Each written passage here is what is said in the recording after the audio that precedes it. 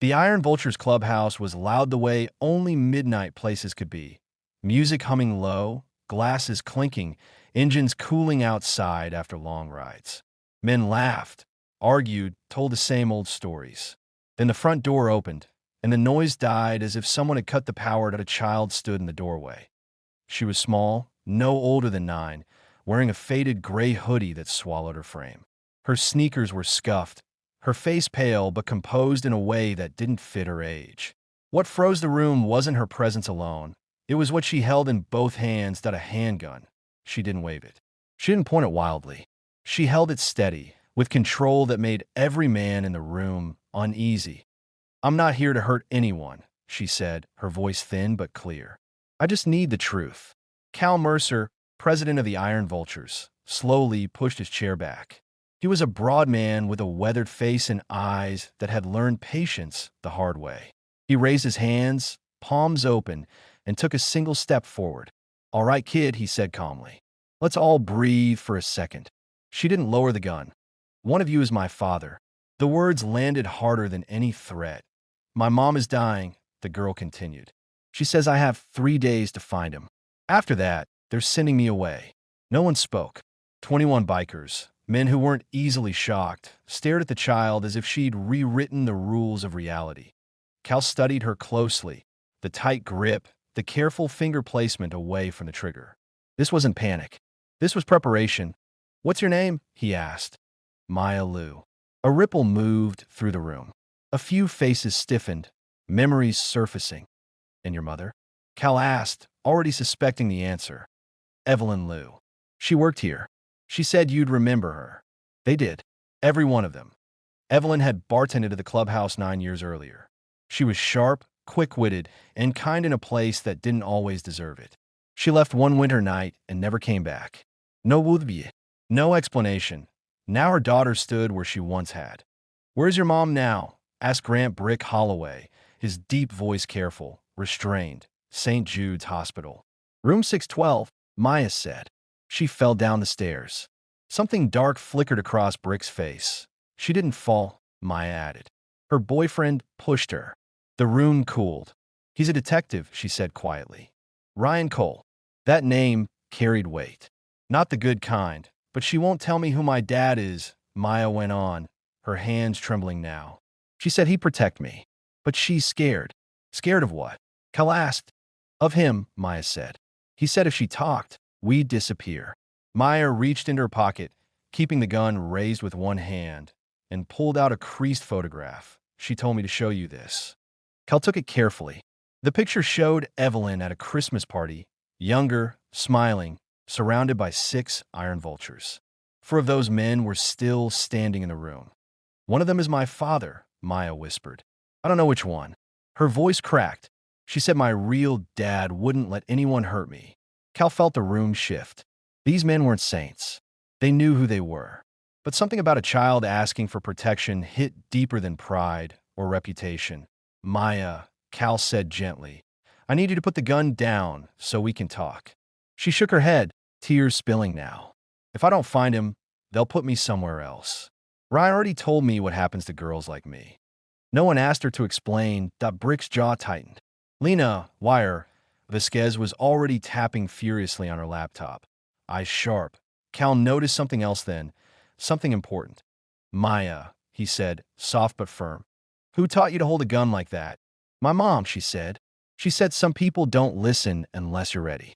Kala Gzhalatsluly. He straightened and looked around the room. "Listen up," he said. "Until we figure this out, every man in this clubhouse is responsible for this kid." Maya stared at him. "That doesn't make sense." "In our world," Cal replied, "family is who stands up when it matters."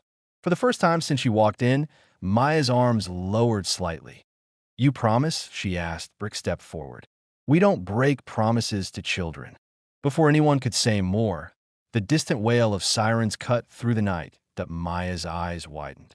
"He put a tracker on my phone." Wire didn't hesitate. She took the phone, snapped it in half, and dropped it into a sink full of water. "Too late," someone muttered from the window. Police cars everywhere. Cal felt the weight of the moment settle in his chest.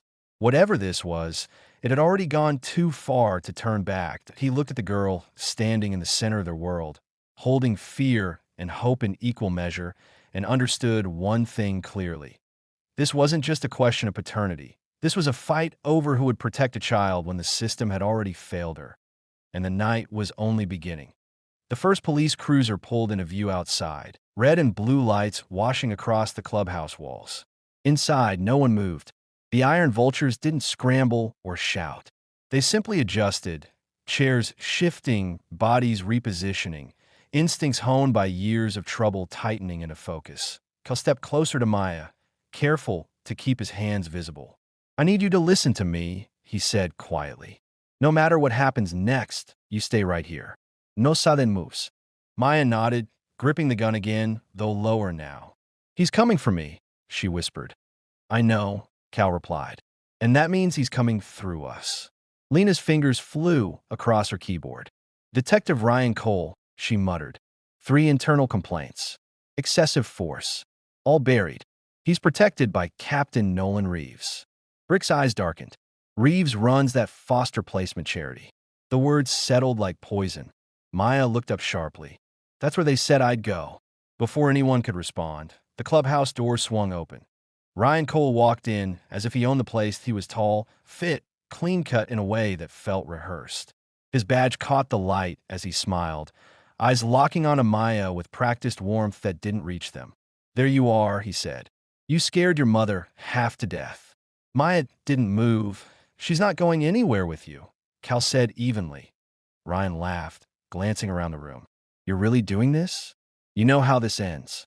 A few officers lingered outside, hands near their holsters, waiting for a signal. Ryan stepped closer. "Come on, Maya. Let's go home." "She doesn't have a home," Maya said, her voice shaking. "Not with you." Ryan's smile tightened. "She's confused." "She's terrified," Cal corrected. Ryan turned his attention to Cal. "She's under my authority. Her mother signed power of attorney." "You forced her," Maya blurted out. "You did it when she couldn't even stand." Ryan's jaw flexed. "Kids don't understand adult decisions."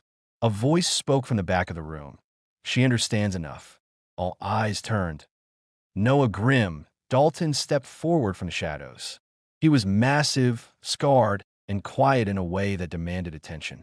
He hadn't spoken a word since Maya arrived. "She's my daughter," Noah said. The room went still. Ryan scoffed.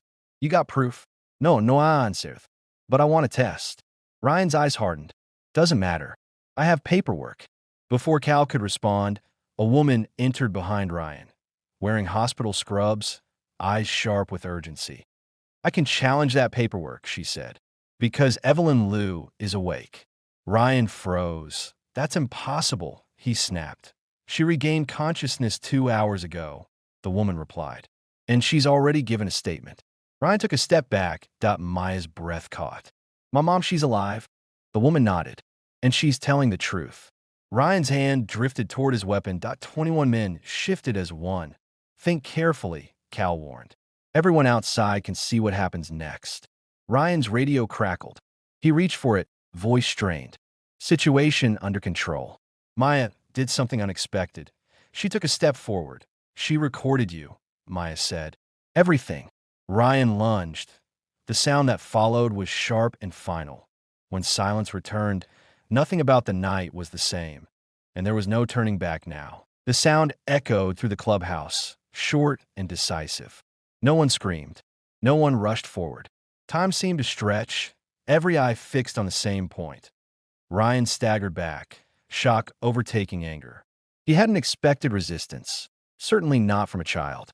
He collapsed to one knee, clutching his shoulder, his weapon skidding harmlessly across the floor. "Don't move," Cal said, his voice carrying authority rather than threat. "This ends now." The officers outside burst in, weapons raised, confusion written across their faces. They took in the scene in pieces. The injured detective, the child trembling but standing, the ring of bikers forming a protective wall without ever touching her. "Lower your weapons," a commanding voice said from the doorway. That a man in a dark suit stepped inside, badge visible but unfamiliar to most. Behind him were 2 officers who did not wear patrol uniforms. "Internal affairs," he announced. "Everyone stand down." Relief washed through the room. In uneven waves, Maya's knees finally gave out. Cal caught her before she hit the floor, gently guiding the gun from her hands and setting it aside. "You did good," he murmured. "You're safe right now." "I didn't want to hurt anyone," Maya whispered. "I just wanted him to stop." "You made him stop," Noah said quietly, stepping closer. His voice carried no judgment, only certainty. The internal affairs agent turned toward Ryan, who was now being restrained by paramedics. "Detective Cole, you're being placed under arrest pending investigation." Ryan laughed weakly. "You don't have enough." A frail but determined voice cut through the room. "Yes, they do." Everyone turned. Evelyn Liu stood just inside the doorway, supported by a nurse. She looked exhausted, bruised, and fragile, but her eyes were clear. "Maya," she said. Maya broke free from Cal and ran to her mother, clinging to her as if letting go might make her disappear again. "I told them everything," Evelyn said softly, stroking her daughter's hair. "Every threat, every lie." The internal affairs agent nodded. "We've been building a case for months. This just accelerated it." Ryan's face drained of color. Evelyn lifted her gaze to the men in the room. "I'm sorry I came here like this," she said, "but I didn't know where else to go." Cal shook his head. "You came to the right place." Her eyes found Noah, but he didn't speak. He didn't have to later, after the officers left and the chaos faded into an uneasy quiet. Maya sat at the bar with a cup of hot chocolate someone had made for her. The gun was gone, locked away, but its weight still lingered in the air. "So," she said, looking at the men around her, "what happens now?" Cal rested his hands on the counter. "Now we make sure no one ever scares you like that again." Maya looked at Noah, studying his face carefully.